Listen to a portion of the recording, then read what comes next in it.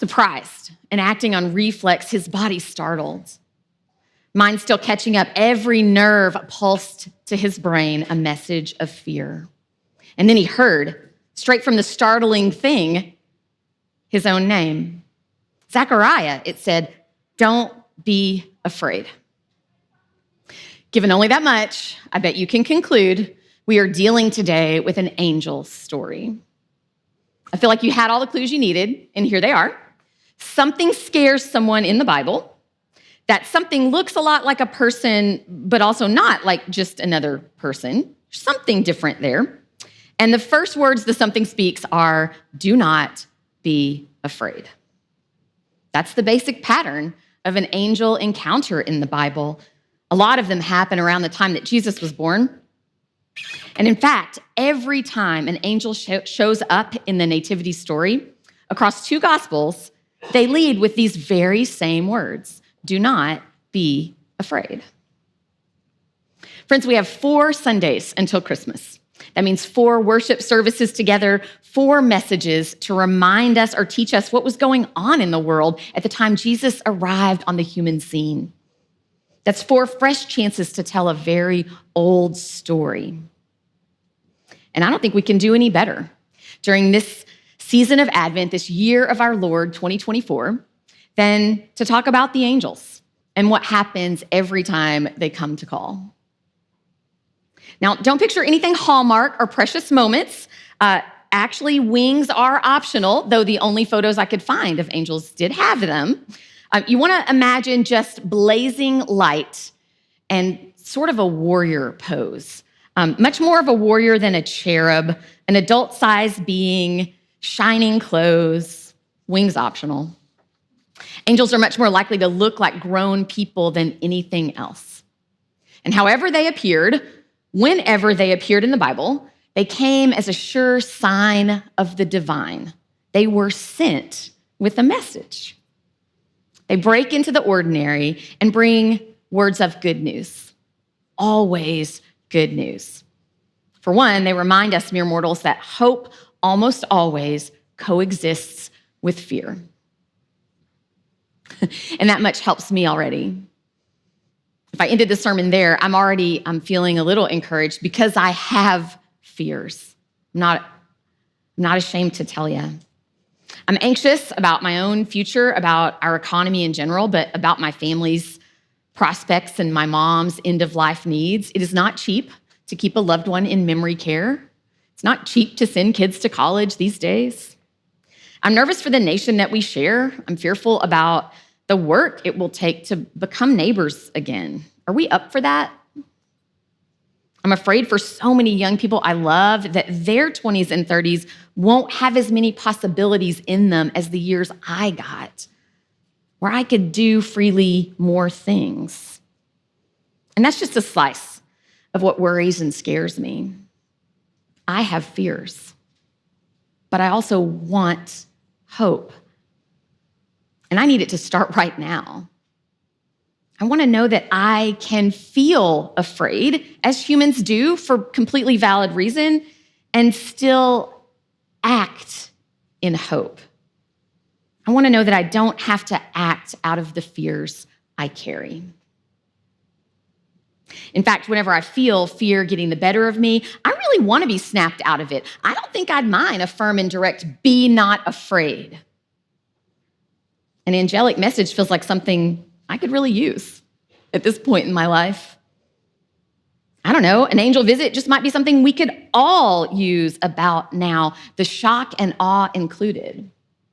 Because even if the angel scares us a bit more at first, we're already afraid. When we're honest, we're all afraid. And at least angels know how to cut to the chase.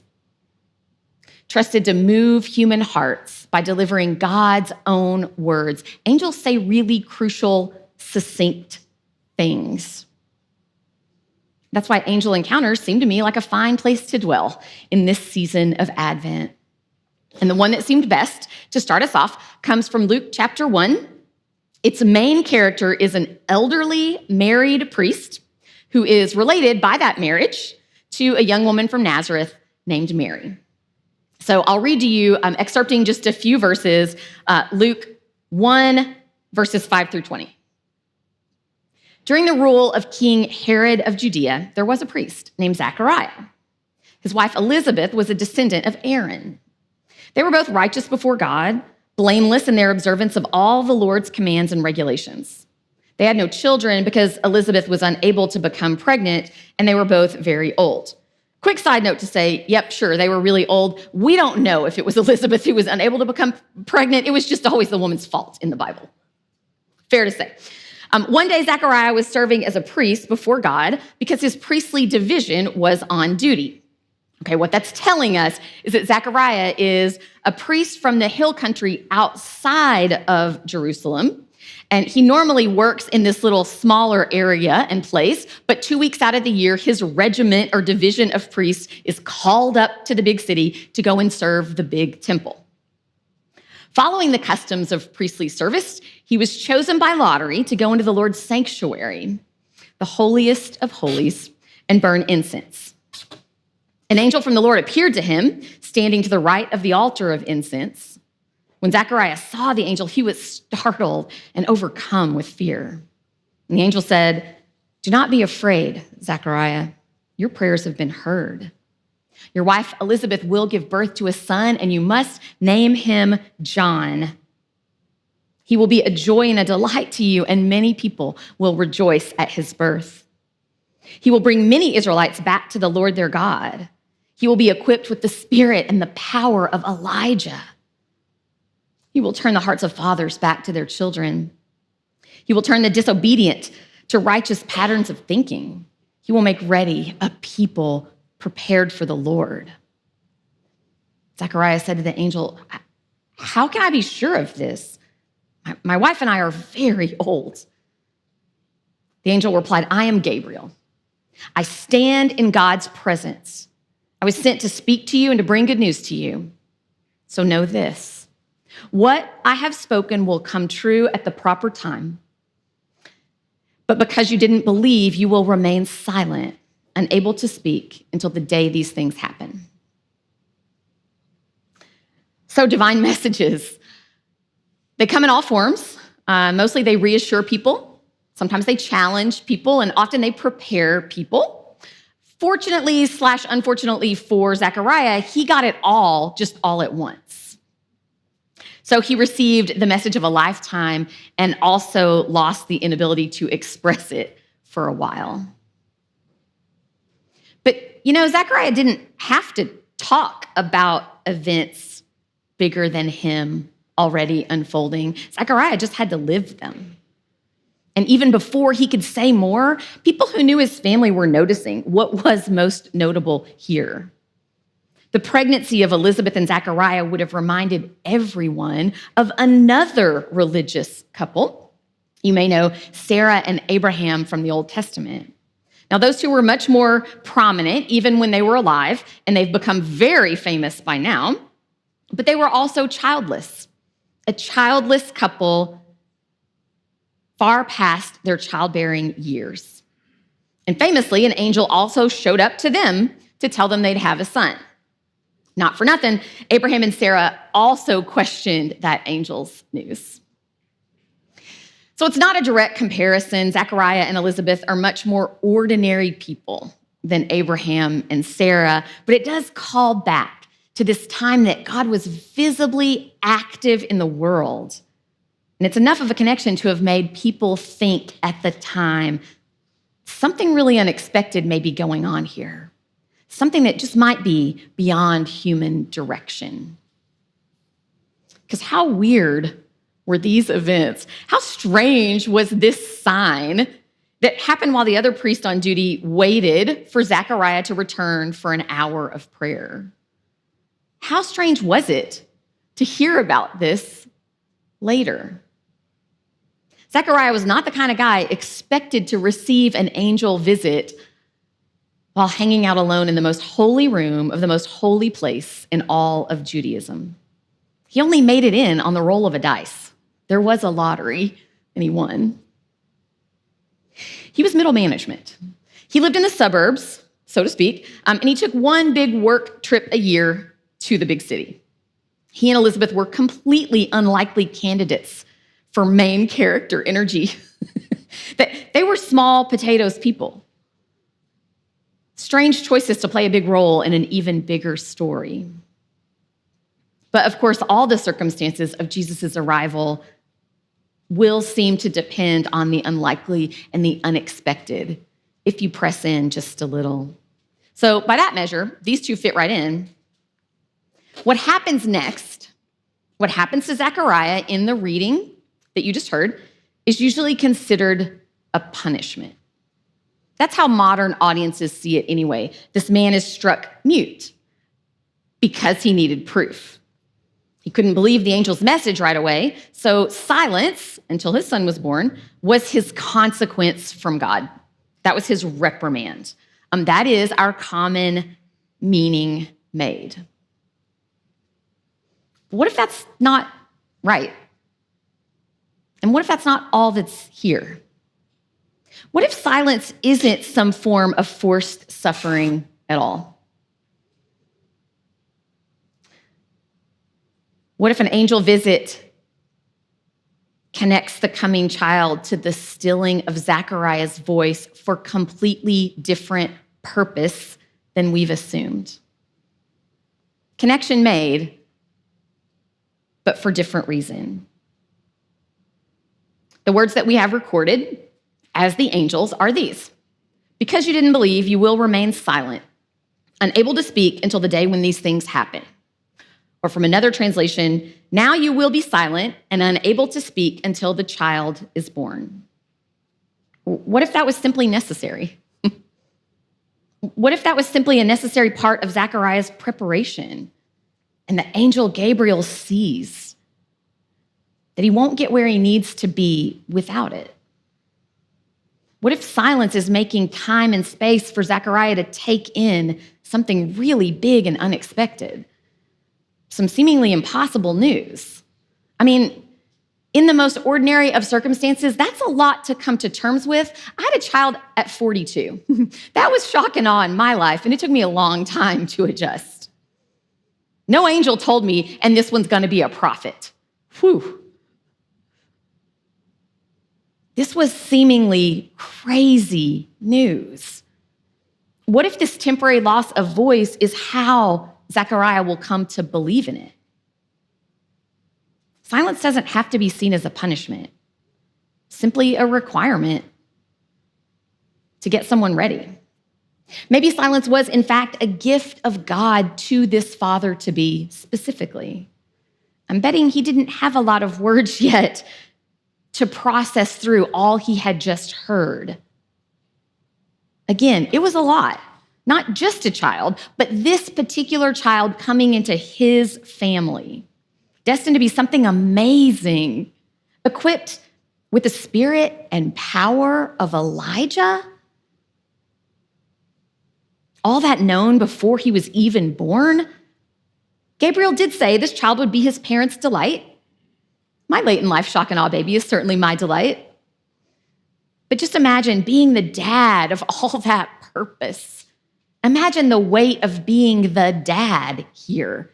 Imagine being a faithful, serious Jew suddenly tasked with raising up the next prophet whose job is to prepare an entire people to encounter God differently. My gosh, the pressure. At best, that's just a lot of responsibility. I see the silence as a small gift at the beginning of the bigger gift and challenge that will be raising John.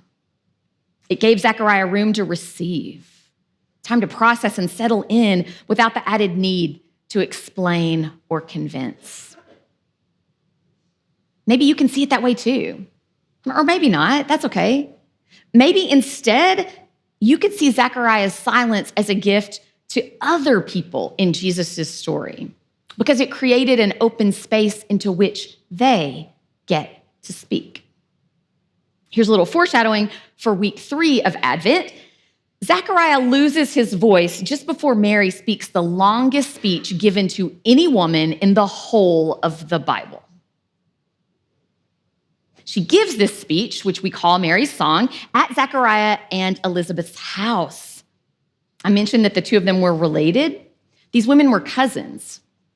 After Mary's own angel encounter, which we'll get to, she visits the two of them while Elizabeth is still pregnant with John.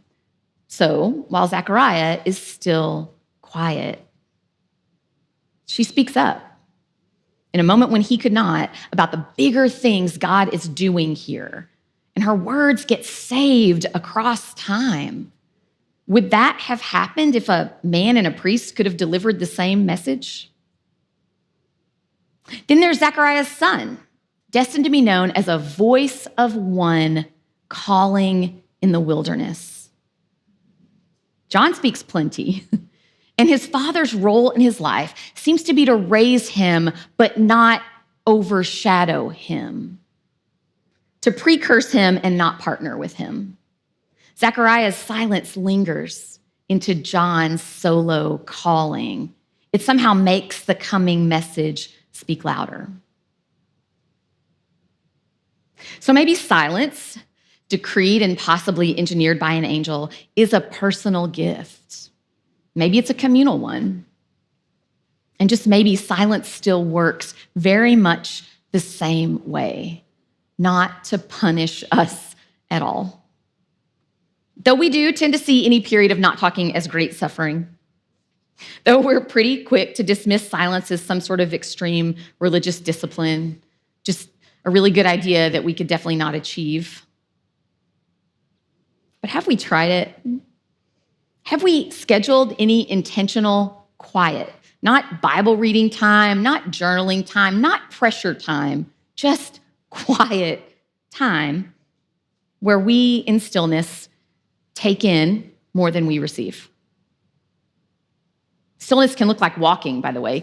Stillness can look like lots of outdoor things. It could look like indoor activity. It just has to be a stillness of the soul that doesn't send out more into the world while we're busy trying to take in.